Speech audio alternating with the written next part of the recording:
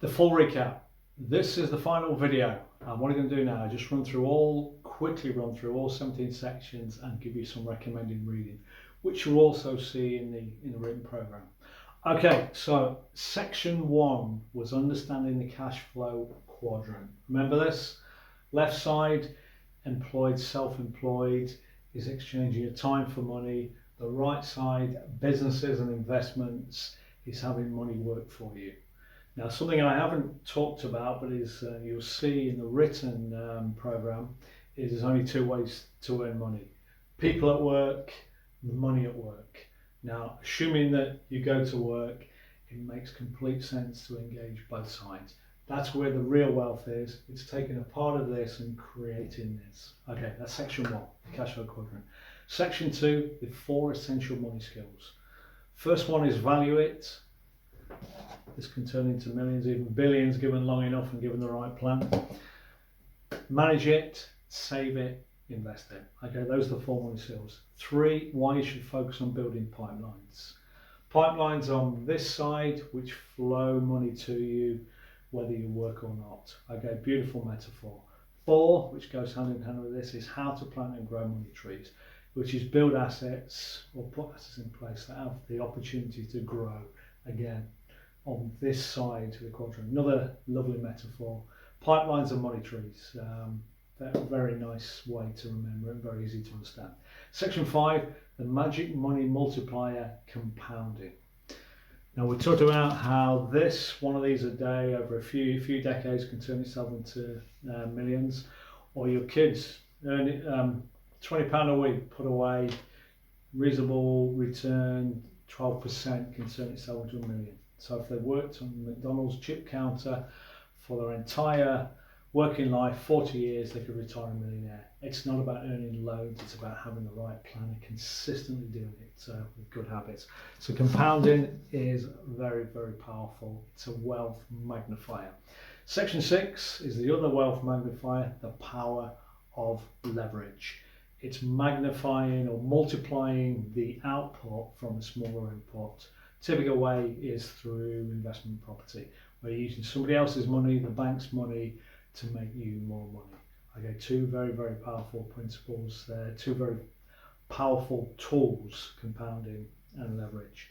Section 7, find out how you are doing with a financial health check. So 15 questions to look at your current finances and see how you're doing. Don't worry what it reveals. It's most important thing is you understand where you currently are.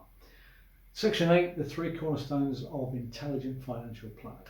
The first one is insurance. Okay, it's very important that you don't take a risk where a one-off situation could wipe you out. The rule for any insurance is, if such and such happened, could I continue with my current resources? If the answer is yes, you don't need it. If the answer is no, seriously consider it. Okay, you don't want lots of income completely wiping you out or causing major stress. Okay, so first of all, it's investment. It's insurance, putting the right insurance in place for protection. Then it's emergency funding. Then it's long-term savings and investments. Okay, that's section 8. Section 9, put your finances on autopilot towards financial freedom. Okay, this is about getting all your paperwork out, going through every expense, and then setting everything up so it automatically works for you. Once you've gone through everything, and this is at the very end, you can then set it all up so all the important stuff, you're building your pipelines and money trees, automatically takes care of. You're putting money in the right places, you're in a good place. So whatever's left in your bank account is yours to spend, to budget for the month. And you've got the peace of mind knowing everything is taken care of on day 1 when your income comes in. Okay, it's common sense, but it takes a bit of setting up. Rather than running out of money before the end of the month, this automates everything for you. Section 9, takes a bit of effort, but well worth it. Section 10, pay your mortgage off early and save a fortune interest. As we've talked about on that section, your mortgage is like a giant credit card. If you only pay the contractual payment, you're paying the maximum interest. Now the key is to pay extra. Whatever you can afford every month on top of your contractual payment, only got to be paid off once. The faster you pay it off, the less interest you pay, and you can save tens of thousands in interest. and you can take years off the term if it's a repayment mortgage. Okay, so that's section 10. Section 11, the complete house buyer's guide in 7 steps. Okay, 7 simple steps is to give you the maximum potential for the right property, find the right one, deciding where you want to go, how much can you borrow, getting a mortgage approval up front, go and find a property that you like, your gut will tell you if it's the right one, and then you go into the negotiation stage, and set of questions there to see if you can glean any information so you're in the best place to negotiate, see if you get it for the best price. And you've got forms in there to help you make notes to come to the final decision. Then you instigate the mortgage and the legal process to become a homeowner. So 7 steps there. Section 12, the fastest way out of debt and dealing with distress. If you've got multiple debts and just want to get rid of them, all you do is you pay the minimum or the contractual payment on all of them except the one with the highest interest rate, and on that one you pay as much as you can possibly afford, every spare bit of cash until it's paid off. And then the cash you were paying, you then put it onto the next one, any extra cash you've got till that's paid off. You'll find this will speed up as you go to debt after debt. Okay, it gets momentum because as one debt clears, you then take another money that went to that one to the next one. Okay, that's the fastest way. Dealing with financial distress, the number 1 rule is do not bury your head in the sand. Face up to it and then get help. You've got some good charities out there that will do it all for you, sympathetic ear, and guide you through it. If it's severe financial distress and you're facing bankruptcy, consider it. I've been there, as I mentioned, and it's in the program. I've been through it. Okay, once you realise you're under huge stress and it's fear and anxiety and worry all the time, okay, wipe the slate clean. Consider bankruptcy if that's the best option, because it will make a huge difference to your energy. You can start again. It isn't the end. Bankruptcy is not as bad as it's perceived if it's severe distress. It's peace of mind, being in control, and you can get advisors who will do it all for you. Okay, but it's taking that first step, not burning your head. A problem shared is a problem halved, as they say. Very, very true for financial distress. Okay, moving on. Section 13, how to build a significant property portfolio. Use the bank's money, leverage the bank's money, buy property that you get all the future growth from. Even take your money out and do it again, recycle it, do it multiple times and build huge wealth with the bank's money. Not easy, but you can learn how to do it, or you can be trained how to do it. It's a very, very good way. And you'll see on the recommended reading list, there's some good, very good people to guide you or to inspire you on that as well. Section 14, how to get 25% guaranteed risk-free investment. Okay, it's pensions. Pensions are very tax efficient. You're earning money on this side, which is taxed. Rather than using tax money for investments, here's a way to get all the tax back. So very tax efficient, get the tax back and then get it in the right place. Pension advisors can help you do that. So maximise your pension opportunities by getting good advice, whether it's employee schemes or private pensions. Okay, it's an important part of financial planning. Section 15, how to nurture your kids towards financial success. Very simple, 2 money boxes. So all money they get has to be divided between the two, maybe 90-10, 80-20, 50-50, whatever you feel is appropriate.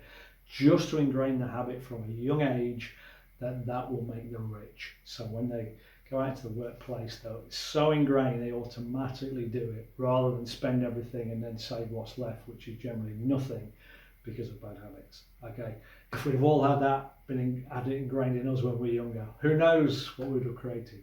Okay, so that's 15. And 16, the magic formula for retiring early. It's 8 words. You can retire early when your passive income exceeds your living expenses. You have £2,500 a month living expenses. If you create an income externally that replaces that money working for you as pipelines, you can retire, whether it takes 5, 10, 15, 20 years. Again, you'd be very inspired to build something if you could get that. So it's easier than you think. The 5 common ones we said, investment property is one of the fastest ways to do this. Or it might be a business, some sort of business that pays you a nice income that somebody else runs for you, so you don't have to be there. Same as investments, you build enough pipelines, assets that could do it. Network marketing, it's basically a well-worn track. It's like a very cheap franchise where you build it up and you get a residual income. ultimately an online business. Never been easier to have an online business where people pay. Maybe you share a load of information on YouTube and you get paid advertising fees. It's never been easier, and there are billions being made doing just that. Okay, so that's section 16. Section 17 is the action plan to put all this together, to consolidate where you are and all the tools and advice to move you where you want to go. But of course, in there you've got to decide where you want to go, set your goals, and then take action. Okay, 198 pages full of top quality advice from the best places we could find, all condensed into one program. Okay, some recommended reading from me and Asha. Now I've got 6 books, I'm going to have the 7th. Now I haven't got these, I've given them out to various people. I can't remember who I've given them to. The very first one, Richest Man in Babylon. You'll see the links in the program. You can click on and you can get access to them online. Richest Man in Babylon, George Clason. 10% of first 10%, put it away, invest it wisely, and you'll be very, very wealthy, is the principle. I've referenced it many times throughout the videos, but very, very inspiring read. The next one is Rich Dad Poor Dad, Robert Kiyosaki. Brilliant, brilliant book. A follow on from that's Financial Blueprint, just giving you the basics, but a lot of that information you've already had in the program. Rich Dad's Cash Flow Quadrant, which is this. Same author, Robert T. Kiyosaki. Again, I've read all these, but I've given them out. Next one, Secrets of the Millionaire Mind. T. Harv Eker, brilliant book. Financial Blueprint, talks about this all the way through. That's where I got the phrase from. Phenomenal book.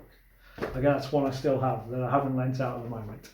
Next on there is Real Estate Riches, Dolph DeRue's in the Rich Dad series. How to become rich using your banker's money. Just think of it that way. Somebody else's money, the bank's money, to grow that portfolio. Here's somebody who's creating an absolute fortune in property. And the final one on the 6 is the 3+1 plan. I mentioned this on 13 on the property section. I used to have multiple of these, but I must have given them all away. There's a bookmark for it. 3+1 plan. The insider's way to achieve financial freedom with just 4 properties. The one being your own home with the mortgage paid off. The other 3 being 3 investment properties. It's simpler than you think. That book is very inspiring. And I know the guy, Brett Allegra Wood, he runs a company helping people do this, as builds the portfolios for them. It's purely passive. Okay, and there's one more me and Stephen came across recently in the last year. We Should All Be Millionaires, Rachel Rodgers. A Woman's Guide to Earning More, Building Wealth and Gaining Economic Power. Now, anybody female will be very, very impressed and inspired by that. She simplifies it. She's been through that journey, and it's some very practical stuff. It's a modern, very modern book. I'll tell you when it was written. One second. Should have prepped this earlier.